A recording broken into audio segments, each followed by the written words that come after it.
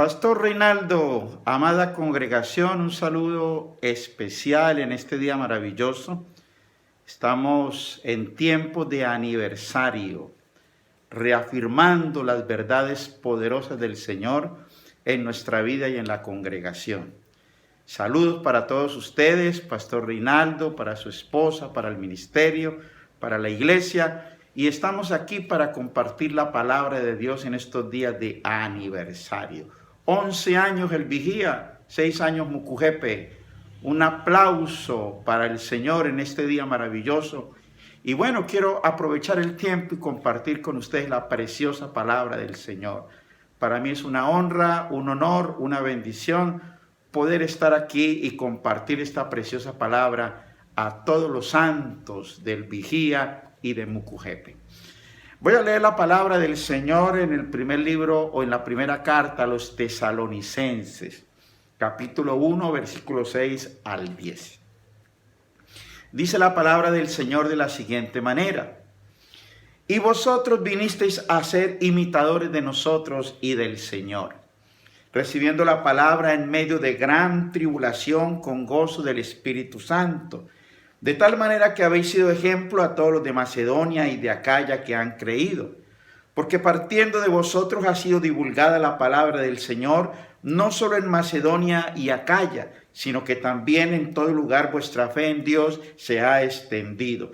De modo que nosotros no tenemos necesidad de hablar nada, porque ellos mismos cuentan de nosotros la manera en que nos recibisteis y cómo os convertiste de los ídolos a Dios, para servir al Dios vivo y verdadero, y esperar de los cielos a su Hijo, al cual resucitó de los muertos, a Jesús, que nos libra de la ira venidera. Amado Señor, te damos gracias en esta hora y bendecimos tu nombre. Te pedimos, amado Espíritu Santo, que nos hables, que nos enseñes, que nos ministres a través de tu santa palabra. Que tu palabra poderosa venga para sanarnos, restaurarnos y bendecirnos en esta hora en gran manera. En Cristo Jesús, amén y amén. Bueno, estamos hablando de tiempo de reafirmación. Reafirmar es tomar algo que ya está firme y volver nuevamente a ubicarlo, a colocarlo, a plantarlo. En otras palabras, reafirmar también tiene como sinónimo posicionar. Y yo quiero hablarles en esta hora de cómo se posiciona la iglesia, cómo se reafirma la iglesia en un mundo que está en crisis. Y estoy tomando esta palabra porque esta palabra sencillamente me habla de aquella iglesia de Tesalónica que fue fundada por el apóstol Pablo. Y habla de una manera tan especial de cómo fue fundada la iglesia. Y cómo la iglesia llegó a posicionarse en toda la región donde se encontraba. De hecho, el evangelio que fue predicado allí en Tesalónica, luego se extendió por las naciones vecinas. Se extendió por Macedonia, se extendió por Acaya. Y quiero hablarle de esta iglesia para empezar. Porque me dice la palabra de Dios que esta iglesia recibió la palabra en medio de gran tribulación, en medio de gran dificultad, en medio de crisis, de situaciones difíciles. Así recibió la iglesia la palabra.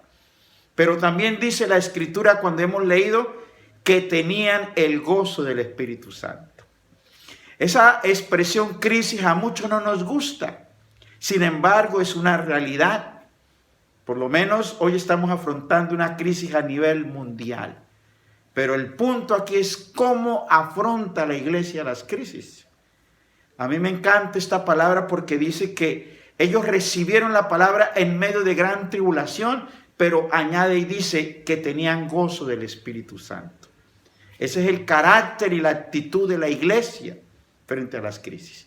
Frente a los momentos difíciles. Ninguna crisis puede detener el espíritu de la iglesia, el carácter poderoso de la iglesia. El Señor Jesucristo, cuando habló de fundar su iglesia, habló al apóstol Pedro y le dijo: tú eres Pedro, y sobre esta roca edificaré mi iglesia, hablando del mismo.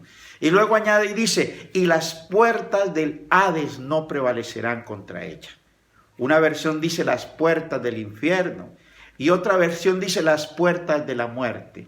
En otras palabras, Jesús le dijo a Pedro, mire Pedro, yo voy a fundar mi iglesia, voy a edificar mi iglesia y el infierno se va a levantar contra ella y la muerte va a venir contra ella, pero no prevalecerán, sino que será mi iglesia la que prevalezca. En otras palabras, Jesús le estaba diciendo a Pedro y nos dice a nosotros por la palabra que la iglesia del Señor Jesucristo es invencible. Está por encima de las crisis, de las dificultades. Por eso la palabra en Tesalónica, aunque fue recibida en tiempos de gran tribulación, ellos tenían gozo del Espíritu Santo.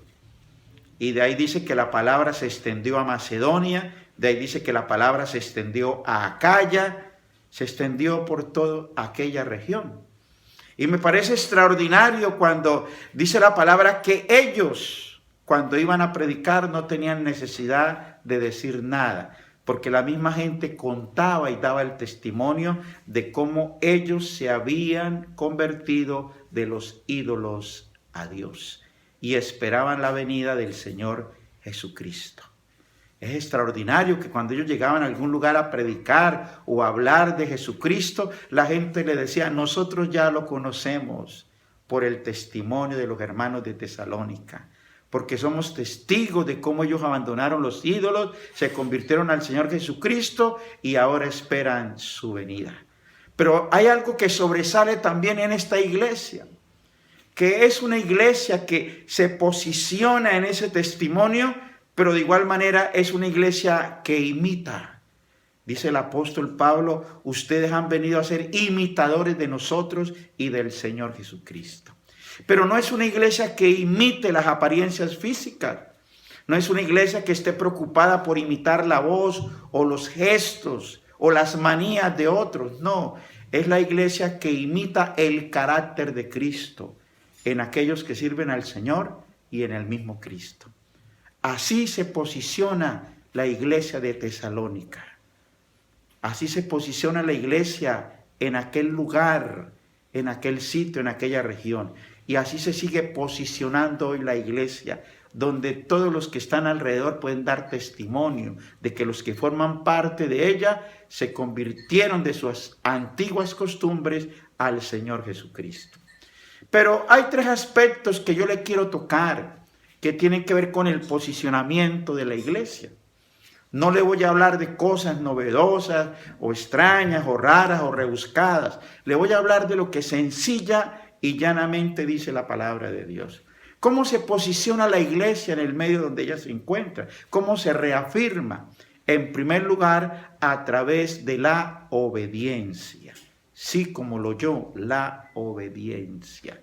Josué capítulo 1, versículo 8 dice de la siguiente manera: nunca se apartará de tu boca este libro de la ley, sino que de día y noche meditarás en él para que guardes y hagas conforme a todo lo que en él está escrito, porque entonces harás prosperar tu camino y todo te saldrá bien.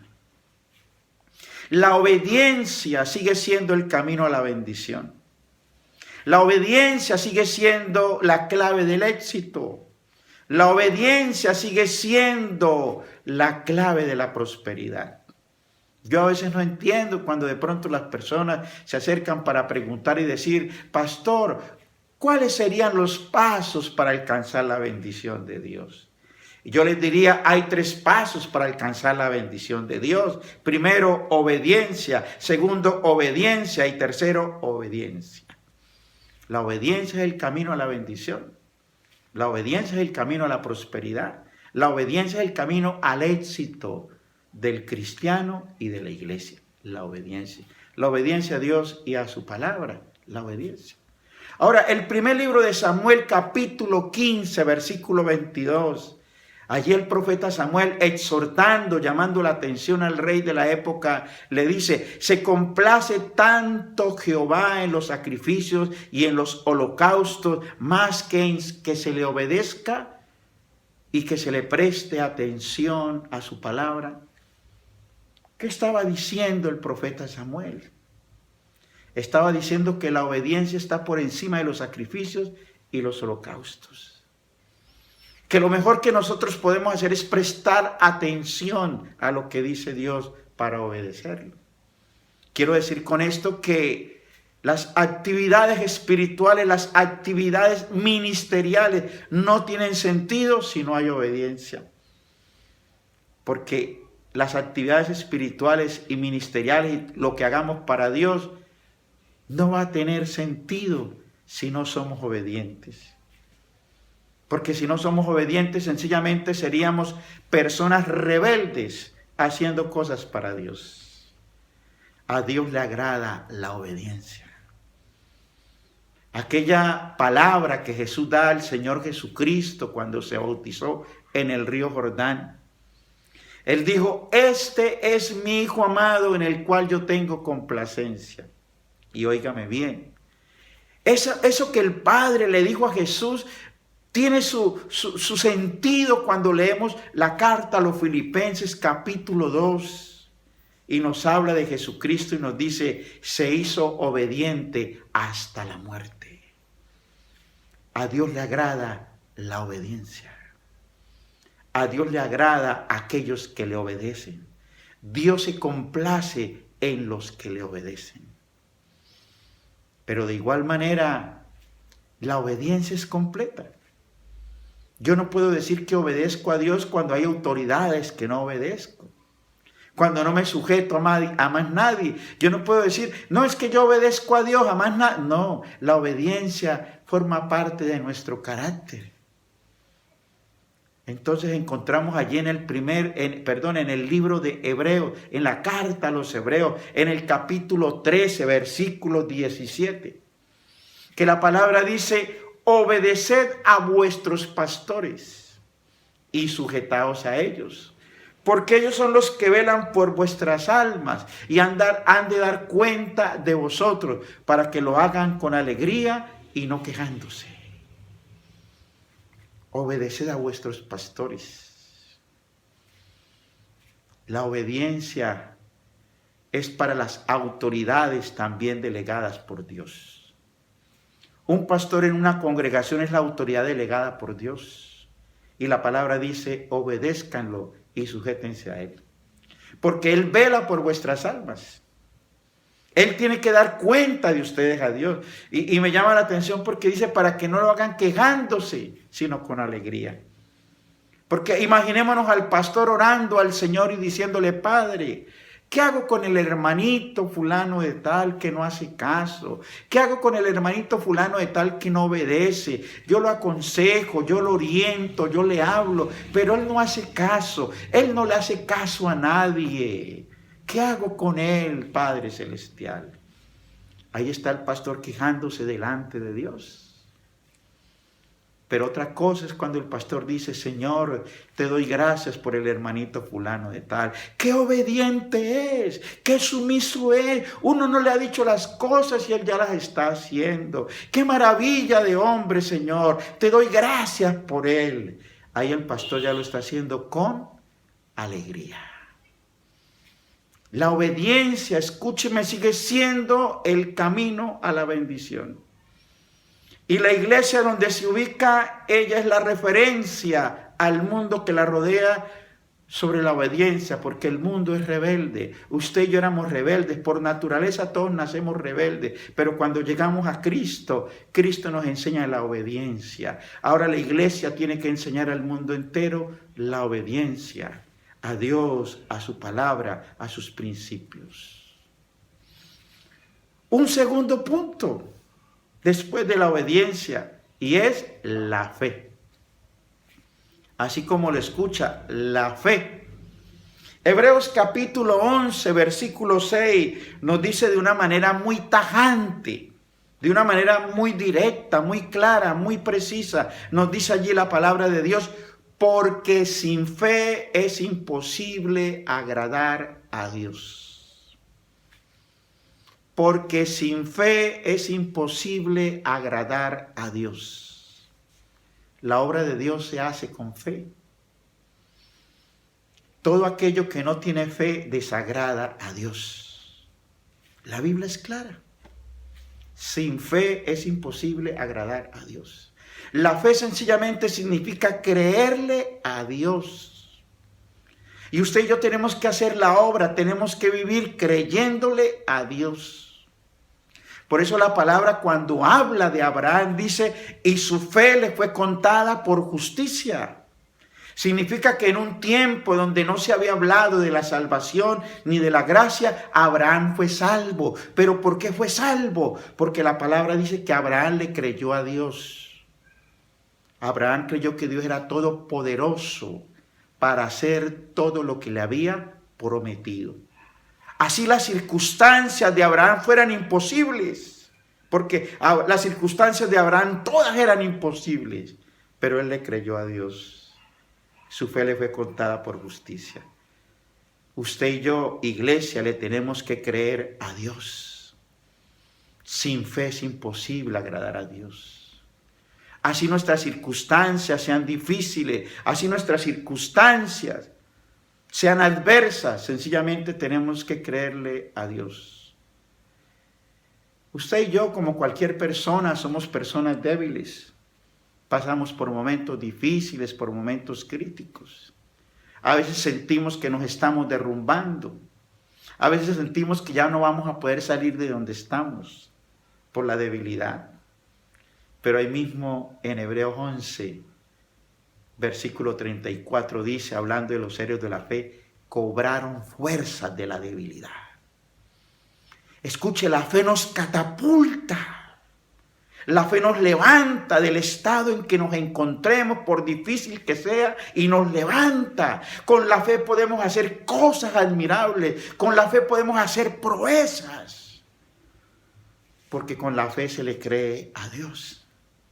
Hebreos 12, versículo 1 y 2 dice, así que teniendo en derredor nuestro tan grande nube de testigos, despojémonos de todo peso y del pecado que nos asedia y corramos con paciencia la carrera que tenemos por delante, puesto los ojos en Jesús, el autor y consumador de la fe.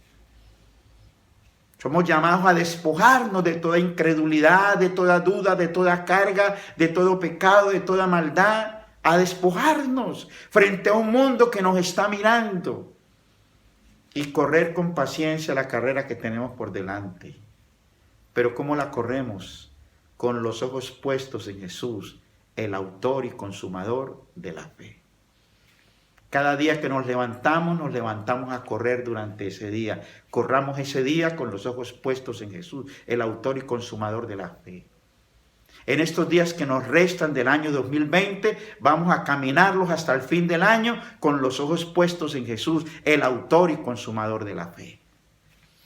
Y en el 2021 vamos a iniciar desde el primer segundo todo el año, caminando todo el año con los ojos puestos en Jesús, el autor y consumador de la fe. Y lo mismo vamos a hacer en el 2022, 2023, hasta que Cristo venga. Usted y yo tenemos que caminar con los ojos puestos en Jesús, autor y consumador de la fe. Tenemos que caminar agradándole. Y con fe es que se agrada a Dios. Y en tercer lugar, aparte de la obediencia y de la fe está el trabajo. La iglesia se posiciona a través del trabajo que ella hace. El mundo está observando la iglesia y ve el trabajo de la iglesia. Ve el movimiento de la iglesia. Pero ¿cuál es nuestro trabajo? Mateo 28, capítulo 28, versículo 18 al 20. El Señor Jesucristo dijo, tengo toda autoridad en el cielo y en la tierra. Por lo tanto, vayan y hagan discípulos, id y haced discípulos a todas las naciones, bautizándolos en el nombre del Padre, del Hijo y del Espíritu Santo, enseñándoles a guardar todas las cosas que yo les he mandado, y he aquí yo estoy con vosotros todos los días hasta el fin del mundo. Ese es nuestro trabajo. Nuestro trabajo es predicar de Jesucristo. Nuestro trabajo es hacer discípulos para Jesucristo.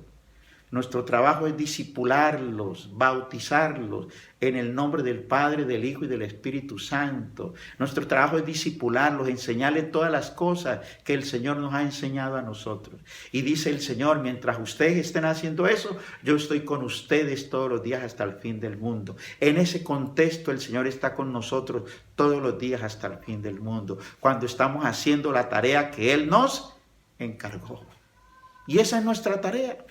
Por lo tanto, la iglesia no puede parar. Bajo ninguna circunstancia la iglesia debe parar. La iglesia tiene que trabajar todo el tiempo con la mirada puesta en el Señor, en obediencia. Pero la iglesia tiene que trabajar todo el tiempo. La iglesia, desde que ella nació, a pesar de la persecución, a pesar de las dificultades, ella trabajó y creció como nunca.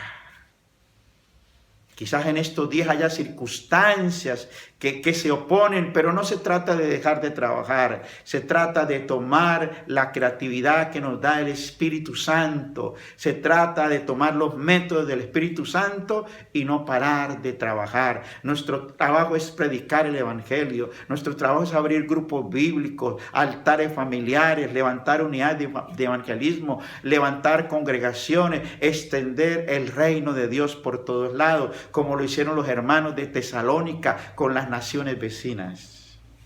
Ese es nuestro trabajo. Y el apóstol Pablo, hablándole a su discípulo Timoteo, en la segunda carta, en el capítulo 2, versículo 6, le dice: el labrador, para participar de los frutos, debe trabajar primero. Nuestra tarea es la del sembrador. Levantarnos cada día y tirar la preciosa semilla para que ella crezca y dé fruto. La iglesia predica el Evangelio, la iglesia trabaja.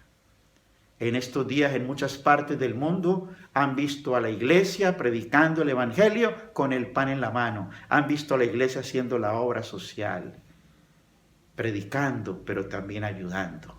Es el trabajo de la iglesia. Y por último, un aspecto más para ir terminando después de estos tres.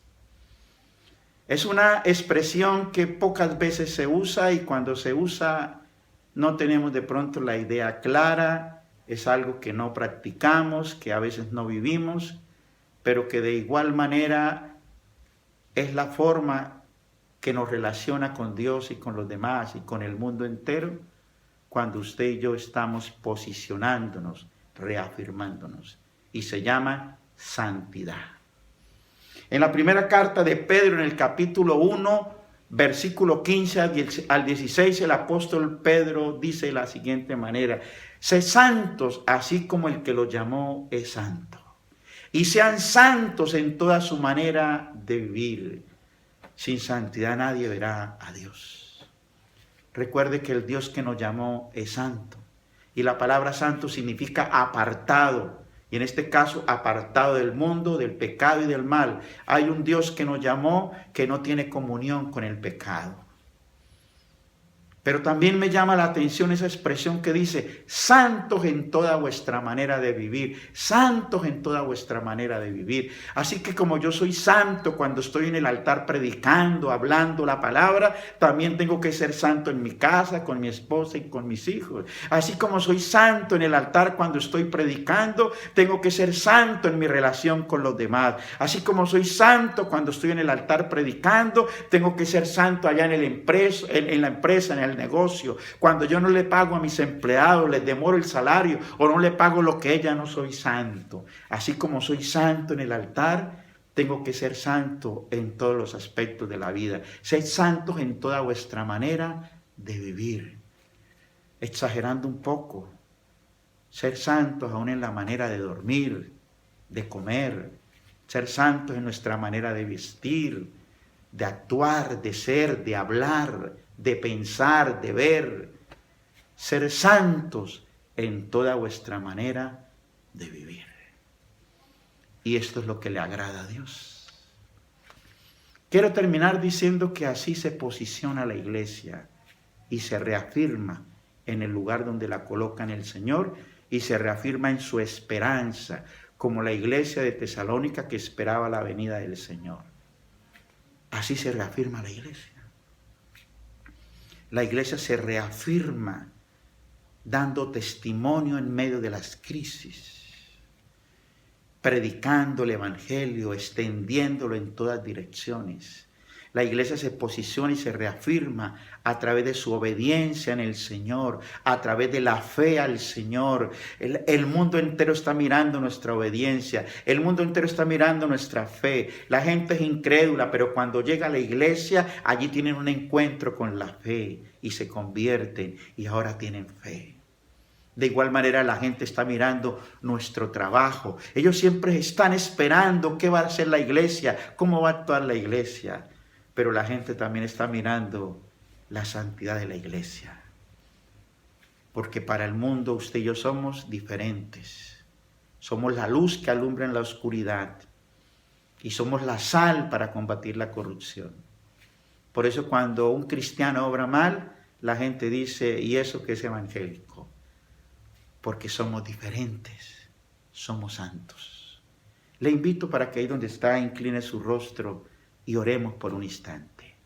Amado y bendito Padre Celestial, te doy gracias por este tiempo de aniversario en el Vigía, en Mucujepe. Gracias por estos años de victoria y de bendición, Señor. Gracias porque lo que viene es mayor y muchísimo mejor, Señor. Gracias porque grandes sorpresas, grandes bendiciones tú traes para la iglesia en este tiempo, Señor. Gracias porque la iglesia en el Vigía, en Mucujepe, en la región, se levanta, se posiciona como ejemplo, como iglesia que muestra la obediencia, como iglesia que muestra la fe, como iglesia que muestra el trabajo, como iglesia que marca la diferencia a través de la santidad. Te doy gracias por la vida del pastor Reinaldo, de su esposa, del ministerio, de la iglesia en general. Los bendigo, bendito Dios, en el nombre de Jesús. Te bendigo, iglesia, en este aniversario en el nombre de Jesús, y declaro que viene para ti, para tu casa y para tu familia